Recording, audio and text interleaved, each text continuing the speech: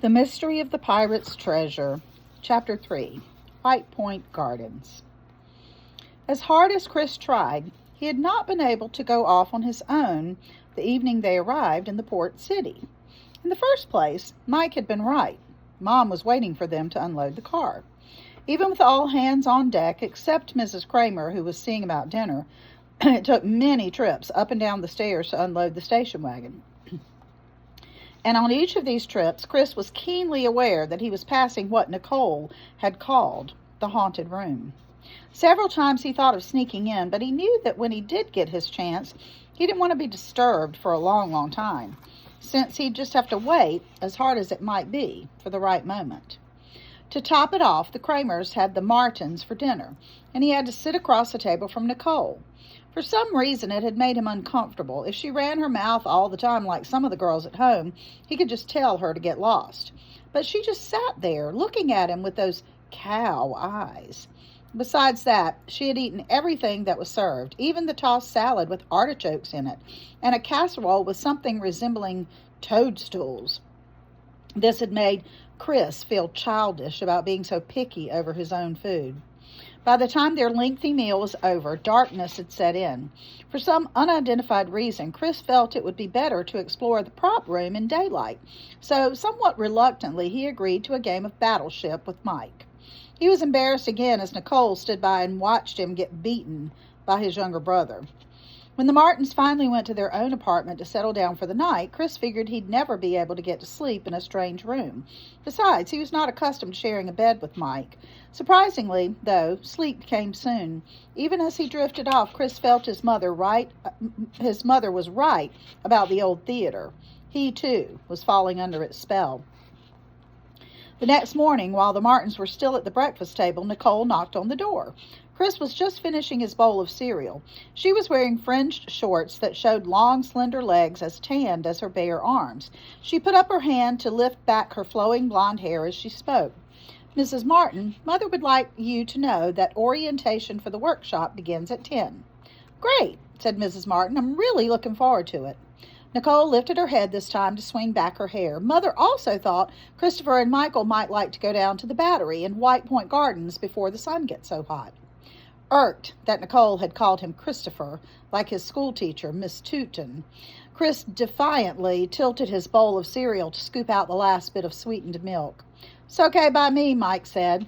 "I'm sure Chris would love to go too," Mrs. Martin said, and without looking at her, Chris felt her disapproving stare. How would he ever get to explore the prop room with this girl on his back every minute?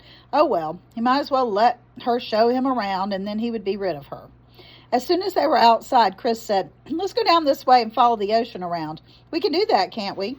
"Well, you can," answered Nicole, "but it's much better this way." "Why?" asked Chris. "Why is it so much better this way?" If this highfalutin girl thought she was going to call him Christopher and boss him around like Miss Tootin, she was sadly mistaken. "Because," said Nicole, in what Chris took to be her know-it-all manner, "Church Street is one of the most famous streets in all of America." In spite of Chris's disgust with himself for going along with Nicole, he began to be captivated by the clear, fresh-looking street ahead of them. Even though the houses were old, they were freshly painted. There was a lavender one, and next to that a yellow and a pink and a blue. Hanging pots of flowers adorned the streets, for the houses had very little yard. Street doors went right into some of the houses, and many of the windows were covered by iron grill work. "Hey," exclaimed Mike, "look at those porches. They're on the sides of the houses, and they've got courtyards. I like that." Chris looked at the houses Mike pointed out and saw that they were only one room wide, with the gabled end facing the street. "That's downright peculiar looking, if you ask me," he said, to no one in particular. Nicole, who had been her usual withdrawn self, took this opportunity to speak. "They build the houses that way so breezes would blow through the high-ceilinged rooms." "That was smart, since there was no such thing as air conditioning then," said Mike. "And," Nicole added, "the porches were called piazzas because the houses are so close together. The residents observed north side manners. They would never peer out of the windows that faced north for fear of destroying the privacy of their neighbors' piazza and garden."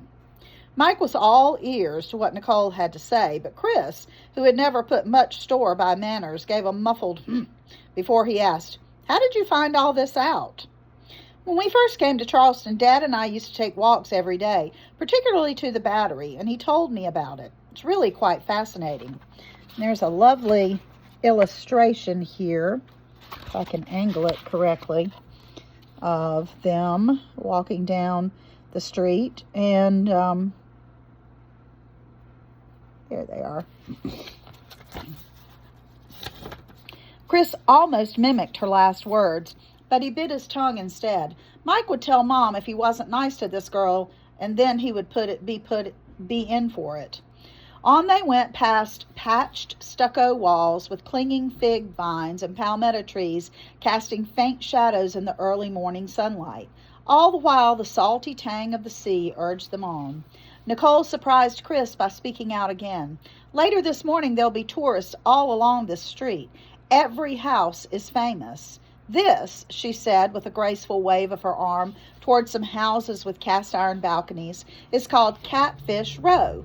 I know you've heard of Catfish Row." "Catfish Row," Chris laughed, his amusement at the old name bubbling over. "It was first called Cabbage Row," said Nicole, "because black people who lived there sold vegetables along the sidewalk. Dad told me all about this too." "Oh," said Mike, "that's where Gershwin's Porgy and Bess is set, isn't it?" "Yes, it is," said Nicole. "Gershwin wrote the musical, and the man who wrote the story, DuBose Hayward, was born in Charleston." On past more houses with quaint roof lines and iron balconies, they moved until they could see the ocean in the distance. "Oh, I remember this now," Chris yelled out. He quickened his pace and started to run toward the high Battery.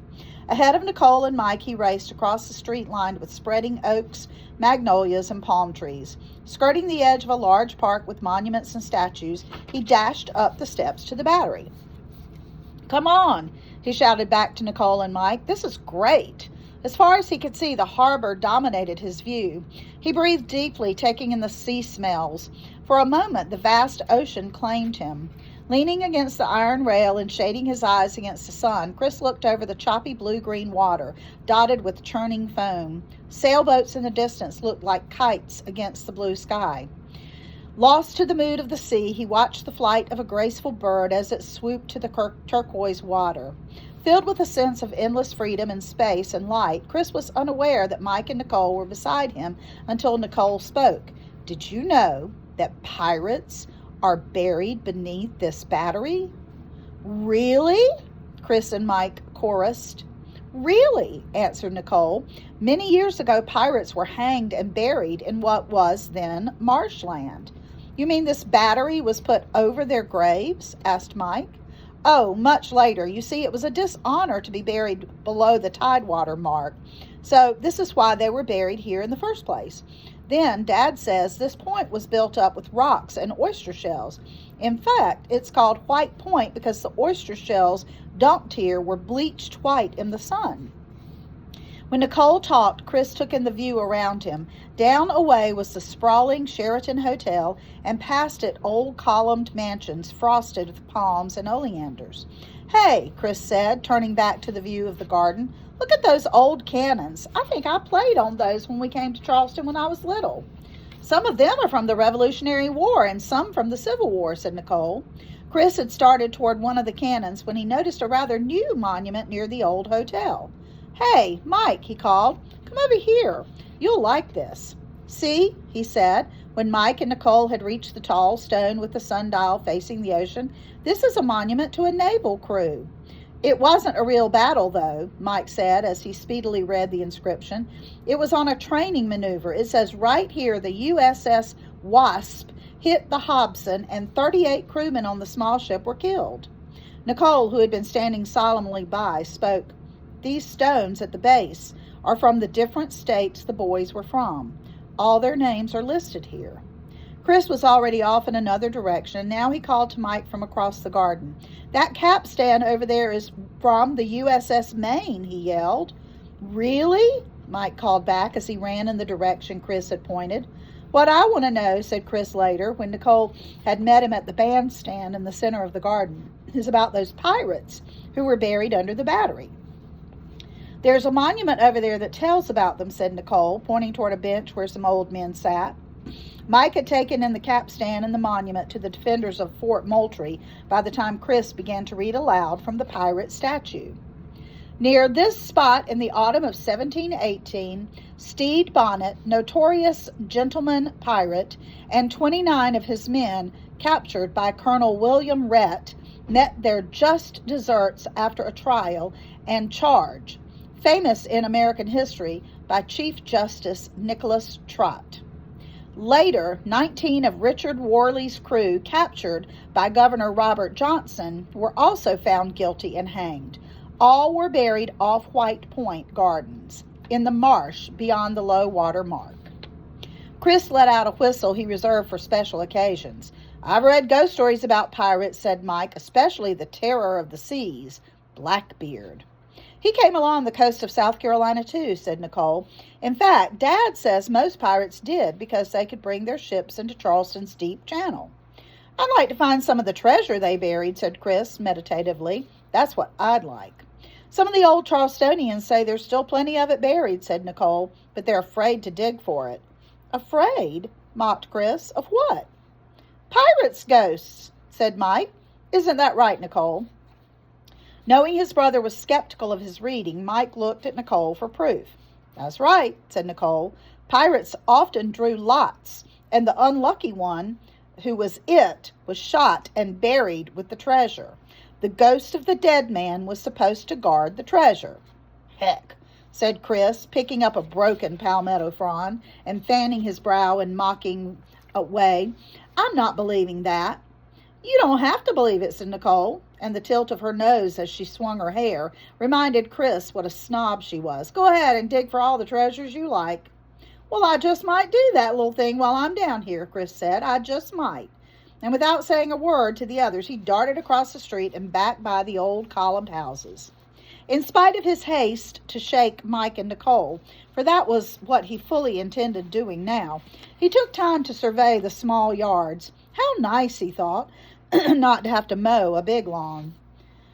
Pyrancantha bushes hung low over walls, and live oaks made dappling shadows as Chris dashed up Church Street and took a dog-leg turn down a quaint village-like street called Stoll's Alley.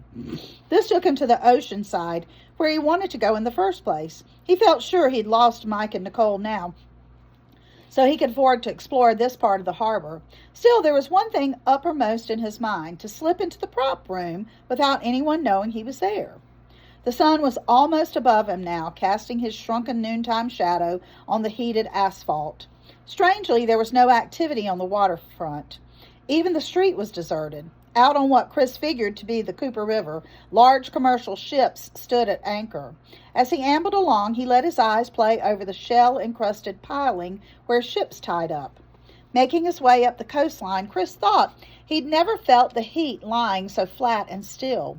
Perspiration beaded on his forehead and ran down in rivulets. In spite of his nearness to the sea, the heat was oppressive. Just then, something behind him caught his attention. Clomp, slap, clomp, slap. Chris whipped around to see a man coming up the same route he had taken. When the man walked, his feet made a clomp, slap sound that Chris had heard. How odd. As he came nearer, Chris could see that he wore no hat, and the sun beat down on his partially bald head. The bright sunlight caught the white stripes in his rumpled seersucker suit and reflected that brightness in Chris's eyes. Chris felt his spine prickle. He looked up and down East Bay Street. There was not another soul in sight. Should he wondered, take off on a run? As the stranger came closer, Chris saw to his amazement that the man was not looking in his direction at all. Instead, his slit-like eyes stared peculiarly into the distance. His mouth was firmly set and his neck craned forward. Chris watched the man pass by in his trance-like state. The man had not even seen Chris. The odd clomp slap of the man's footsteps seemed far too heavy for such a small person. Must be the way he throws each foot in front of the other, Chris thought. There was actually a two-part thud to each step. First his heel went down, and then his toes slapped the asphalt. For a long time after the strange man had disappeared up an alley, Chris stood in his tracks.